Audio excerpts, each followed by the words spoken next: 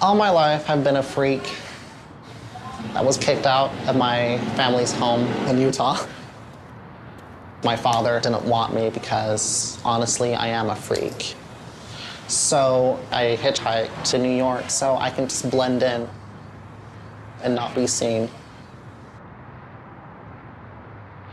I was so afraid of the night. You seemed to move through the places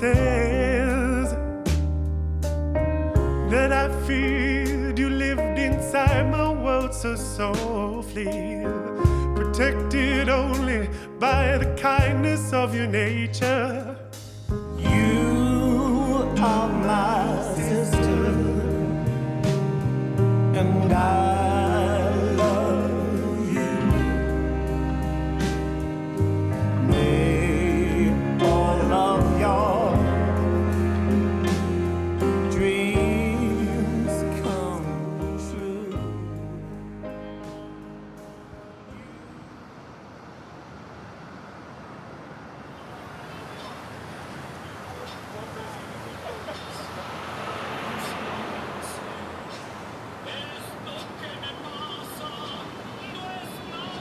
I don't hate my family, but I know what they've done. When I came out to my family, it was like homosexuality wasn't a part of their life. I said, Ma, I have these feelings for men and I don't know where they come from. It was shunned. It was like, you're not gonna live here and be gay. You have to like girls. Like my brother would be in and out of jail, but because he liked girls, it was okay. I didn't have that same feeling.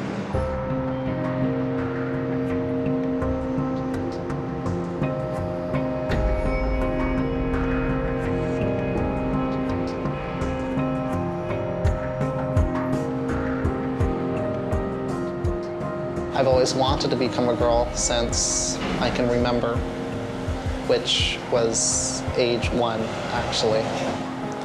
In Utah, they basically kind of view transgender in the same category as maybe a rapist or a murderer. I'll start at 17. That was when I was kicked out. I lucked out with some guy who wanted to give me a ride.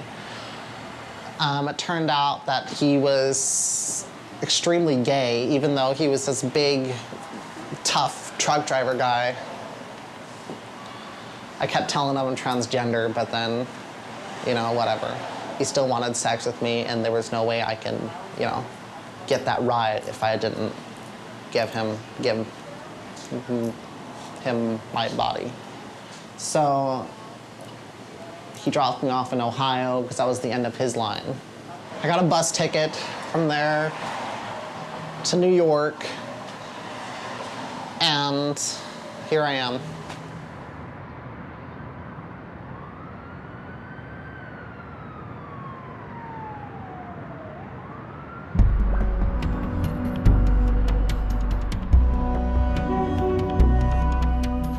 The difference between the gay and lesbian youth and other youth is that gay and lesbian youth don't have the kind of support at home or in school, so they end up very isolated on the street, fending for themselves. And they know pretty early into the game that it's not at all what they thought it was going to be like. Some of them end up in jail, and some of them end up dead. Some of them end up addicted to drugs. You know, if they thought they could go back, they would.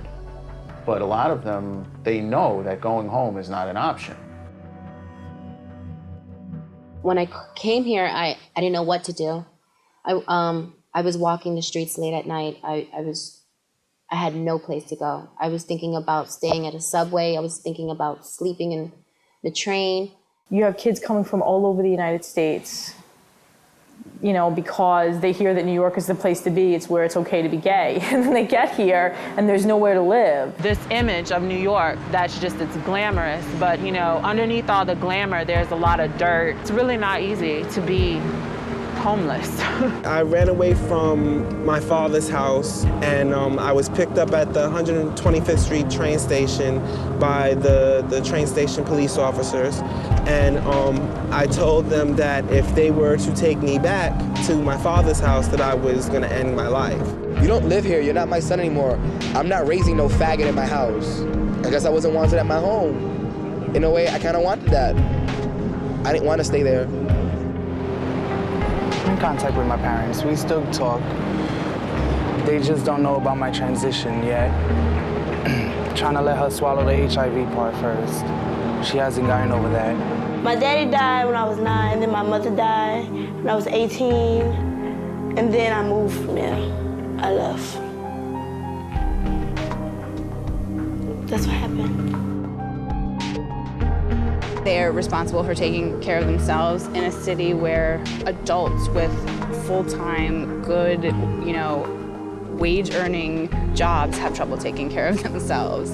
The total amount of access money I had was like $10. So the whole time I was eating like the little snack cakes.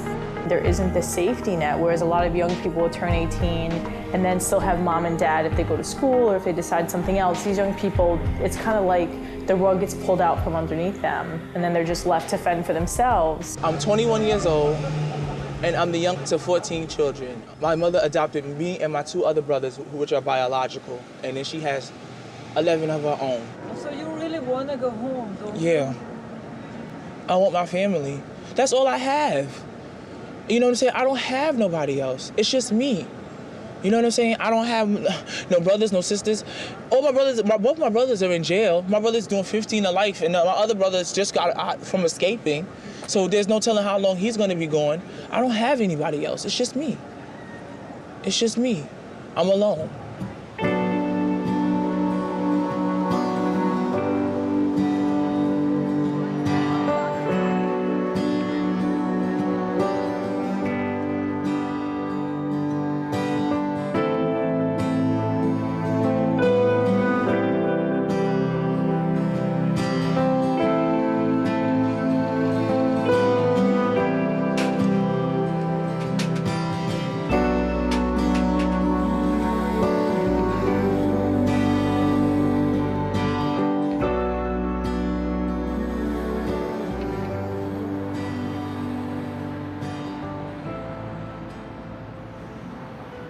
I know what it is for people to be thrown out in the street without an education or without your family or your mother or your father behind you. What you're gonna go into? You're gonna go into prostitution.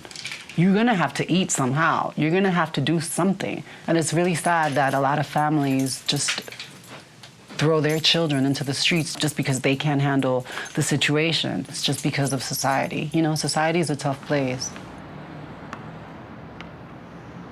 I get a lot of feedback from people. A lot of people say things to me that I just don't want to hear. A lot of gross men hit on me.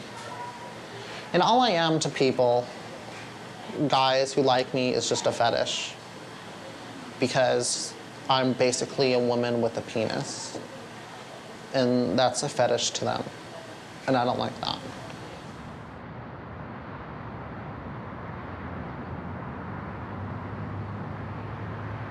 Kimmy is one of my best friends, and we walk around a lot together, and people stare at us because they don't understand. I've had things thrown at me in New York City. I've had like glass bottles thrown at me. You know, some days like I walk down the street and I think like, is this really what I want to do? Is this really what I want to be? Is it worth it? Because it's like, sometimes I feel like some people brainwash me, like make me question my own sexuality even though I already know what I want to be. She used to be a prostitute for a very big pimp. I mean, when she came here, she was raped and she had whores carved into her stomach.